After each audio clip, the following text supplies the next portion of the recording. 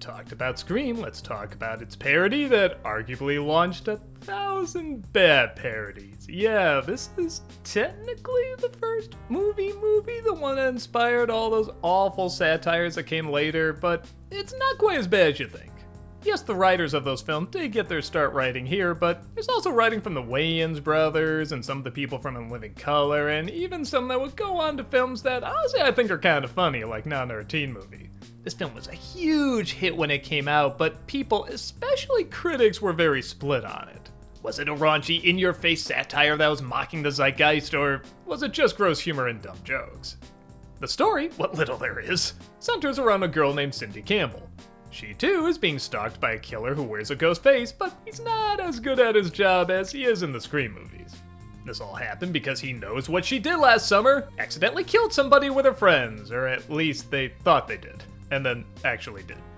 Both her and her friends, made up of addicts and jocks and pretty much every other teen stereotype you can think of, have to find out who the killer is while going through a whole bunch of other scary movie moments and also some movies that aren't scary movies. Okay, so to the film's credit, even films like Naked Gun and Hot Shots, they would satirize other genres too, as long as it tied into what was going on, and this kinda ties into what's going on a little bit, more than Disaster Movie.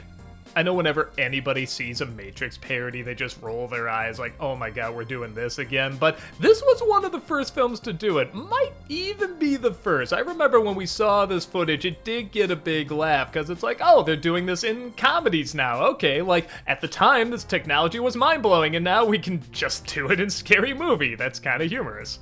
The film is very good at pointing out and satirizing not only the tropes of past scary movies, but definitely that weird rush of scary movies that we suddenly got after Scream came out. So I think it makes sense that Scream is kind of the main film it's satirizing, but it'll randomly dip into, say, The Sixth Sense or Blair Witch or I Know What You Did Last Summer.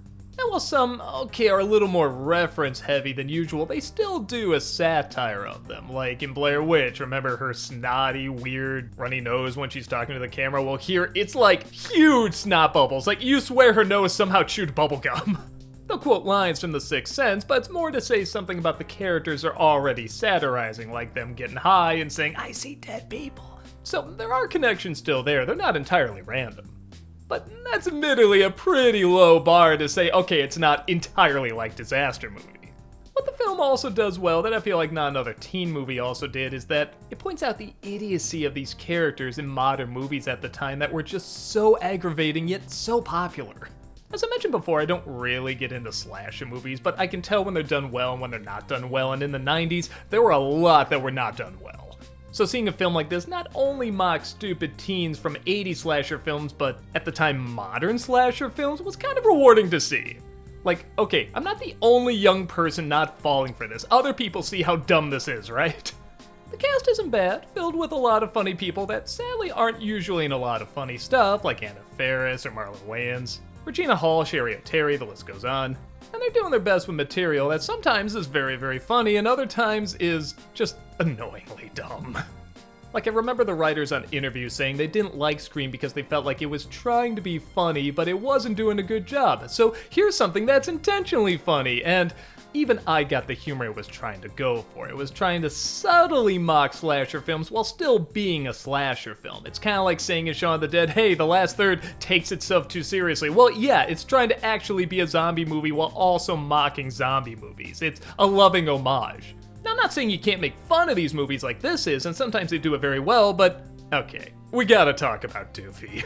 Doofy, if you didn't get the subtle commentary, is a satire of Dewey. Now, Dewey's so stupid in Scream that they just decided to make him a special needs guy in this.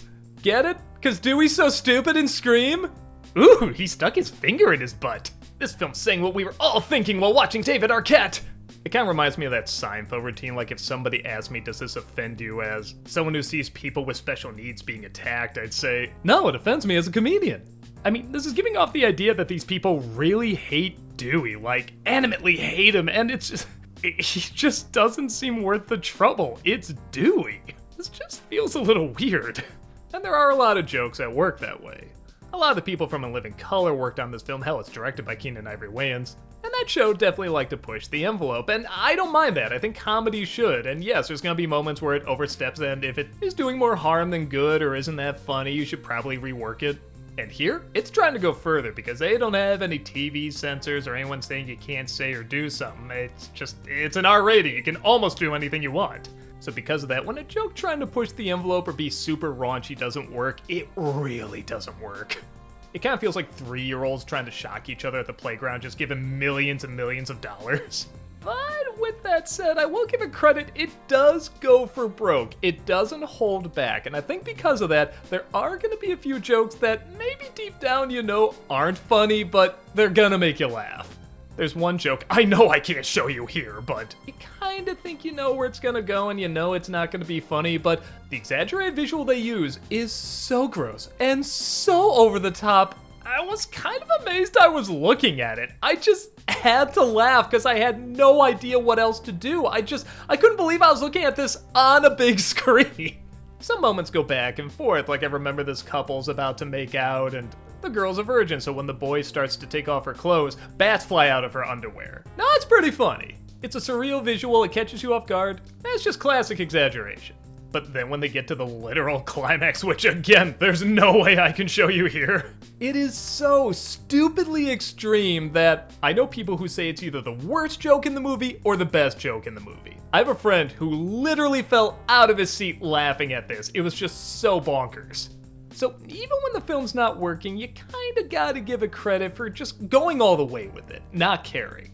I think comedy should be allowed to be offensive and mean-spirited and over the top, as long as it's done in a way that, again, is trying to spread something more positive than negative. Now, in my opinion, I like it more when that's done with stand-ups trying to really take a lot of hatred and anger, just any negative emotion, and bring it to the surface. Let's look at this ugliness. Let's look at these bad thoughts that we all have and we're afraid to confront. Let's just throw it out there. And let's do it with satire and cynicism and personas that are an exaggerated mixture of intelligence and stupidity. I feel like this is taking that same mindset, but just applying it to boobies and wee-wees and poo-poo and pee-pee and stuff I just don't find that interesting or funny. But will admit I give credit that it's not holding back on it, and there's, at the very least, a slither of a good idea in each joke, which is more than I can say for a lot of these parody movies that came later. On the whole, I guess I can say I laughed maybe a third of the time, which doesn't sound like much, but A, I did laugh really hard when the jokes worked, and B, it's a movie that's throwing a lot of jokes at you constantly, so you do kind of notice more when they're not working. But yeah, at the same time, am I gonna act like I didn't do like a super long analysis of why the toilet scene from Dumb and Dumber is amazing? No, we're all gonna have those moments we laugh at where we know we should probably know better, that there's nothing that smart to it, but just something about it is working and hitting that primal humor in you. And a lot of this movie is not really that for me, but I can see how it would be for others. I mean, yes, we always talk about how this is lowbrow humor, but it's also one of those things where we're not supposed to talk about this kind of stuff, particularly in the 90s, and this is stuff that 90s teens were thinking about all the time: sex, drugs, stupid scary movies, shock humor, all that stuff. So again, I guess how Scream kind of captured the zeitgeist of slasher fans, I guess Scary Movie kind of captured the zeitgeist of, let's say, high school and college comedy fans? It's pretty dumb and immature, but occasionally it's pretty funny. I guess it just comes down to whether or not this stuff makes you laugh or not, and for me it didn't make me laugh a lot. It's definitely a movie that was always kind of on in the background at a friend's house, and yeah, every once in a while I get a chuckle, but a lot of times I just say, this is pretty stupid. But to its credit, if it's gonna do stupid, it's gonna do it all the way.